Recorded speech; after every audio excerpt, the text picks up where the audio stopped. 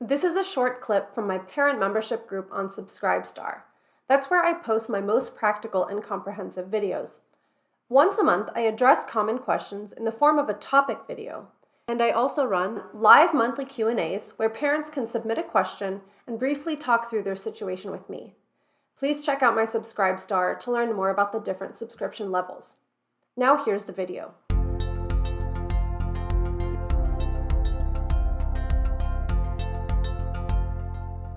So this is kind of inspired by thinking about like contemporary teenage online social justice movements.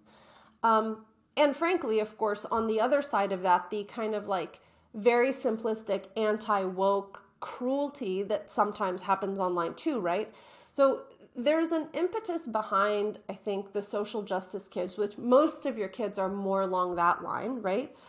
There's a really positive impetus there to be a good person, to avoid harming others, to advocate for marginalized people. Like all of that is a really good kind of driver behind it.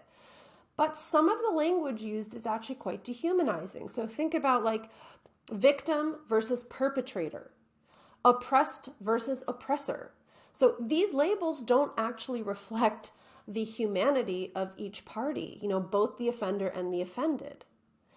And for both boys and girls, I think it could be really terrible to think about themselves either as some kind of perpetual inevitable victim or some kind of non-redeemable, creepy oppressor. Neither of those categories feels very good. And so, of course, then we have this new kind of trope archetype person, which is the like beautifully suffering trans kid. So I think it's really tempting. So the language that I'm going to include here kind of, again, speaks to the positive impulse behind your child's worldview while also trying to complexify the situation a little bit. So here's how you could talk about it. I'm really proud of you for being so committed to doing the right thing. But I think these definitions and belief systems leave out a lot of important context. Nobody is ever just one thing. And here what I would encourage you to do is add in an example from your real life, something that is going to be very, very clear for your child to see what you mean. So, you could say, for example, remember the other day when you were upstairs doing homework and I asked you to do the dishes and you were really wrapped up with your math studying and you didn't come do the dishes and then I got frustrated. When we think about that, you're not just one thing, and I'm not just one thing. You were not on purpose trying to hurt my feelings by not doing the dishes. You were just busy and occupied, and you were kind of on a roll with math studying.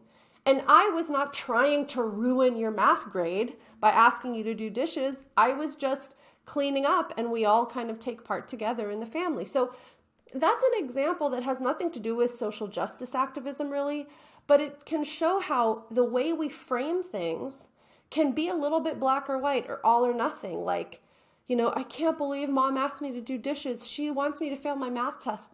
That's obviously not true. The kid can easily see through that example. And, whether you have an older kid or a son or sons, of course, study for math too. But think about examples in your own life where clearly something was not black and white, but the way we looked at it could have made it very black and white.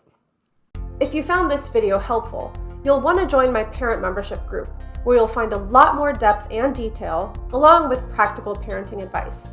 The link is in the video description below. Thanks for watching.